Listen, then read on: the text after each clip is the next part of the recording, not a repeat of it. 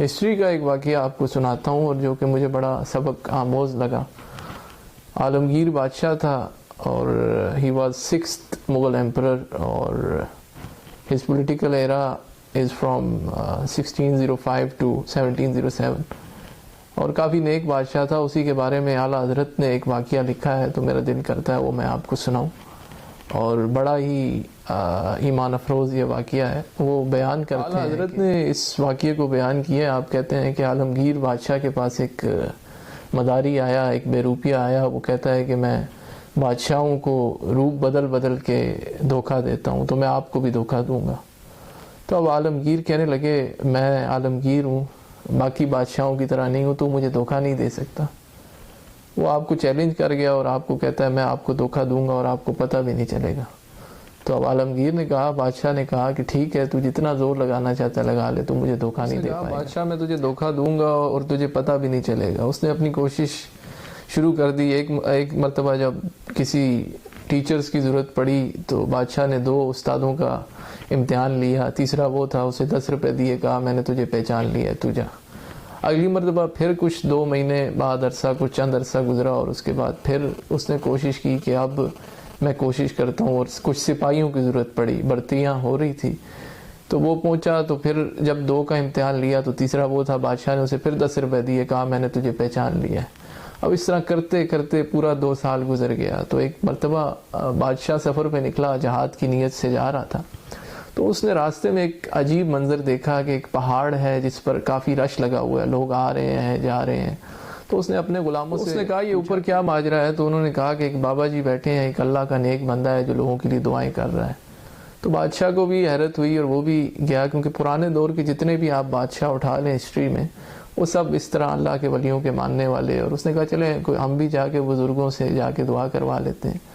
تھا بھی نازک مزاج، بادشاہ بھی تھا، اپنی سواری چھوڑی، کافی تکلف کیا اور جد و جہد کی، اور اوپر پہاڑی تک پہنچا تو دیکھا بڑی لمبی لائن تھی۔ وہ کہتا ہے کہ میرا 51 نمبر پہ میرا ٹائم آیا، اور میں کافی مشکل کے بعد جب پہنچا اس پہاڑ کے قریب تو دیکھا کہ ایک بڑا نورانی چہرے والا شخص بیٹھا ہے، اور لوگ بادشاہ اس کے پاس پہنچ گیا اور اس کے پاس 2 زانو ہو کے بیٹھ گیا اور بڑے ادب سے اس کے پاس بیٹھا۔ اس نے کہا کہ بھئی میرے لیے آپ دعا کریں، میں جہاد پہ جا رہا ہوں۔ اب اس نے ہاتھ اٹھائے، بندے نے دعا کی، اور ساتھ ہی 2-4 نصیحتیں بھی کر دی اس نے کہ بھئی کبھی مغرور نہ ہونا، اور کبھی بھی بادشاہت کا زور لوگوں پر مت لگانا۔ تو بس یہ دعائیں کرنے کے بعد بادشاہ نے کیا کیا، دعا ہو گئی تو اس نے اپنے جیب سے 3-4 درہم نکالے اور اس کے مسلح کے نیچے جو ہے وہ رکھ دیا۔ اب جب بادشاہ اٹھ کے جانے لگا تو وہ ایک دم بے روپیہ اٹھا، اس نے اپنی دستار بھی اتار دی، پگڑی بھی اتار دی، اور کہنے لگا بادشاہ آج تو نہیں نہ پہچانا تو مجھے۔ بادشاہ حیران ہو گیا، پیچھے مڑا، کہنے لگا تو ہے؟ تو کہنے لگا ہاں بادشاہ آج تو دھوکہ کھا گیا ہے نا تو، میں نے کہا تھا نا تجھے دھوکہ دوں گا۔ تو اب بادشاہ نے اس کی بڑی تعریف کی اور کہا بھائی واقعی تو قابل تعریف ہے، اور مانگ آج تو کیا مانگتا ہے؟ اس نے کہا بادشاہ یہ جو تیرے تاج پر سونا لگا ہوا ہے یہ سب سے قیمتی ہے، تو ایسا کر مجھے اپنا تاج دے دے۔ اعلیٰ حضرت فرماتے ہیں کہ بادشاہ نے اپنا تاج اتارا اور اس کے قدموں میں رکھ دیا۔ تو بس قدموں میں رکھ کے، اور ساتھ بادشاہ کہنے لگا یہ تو تاج ہے، میں تجھے واپس آ کے اس سے زیادہ چیزیں دوں گا، جب تو واپس آئے میرے دربار میں تو اور بھی انعام کا مستحق ہے۔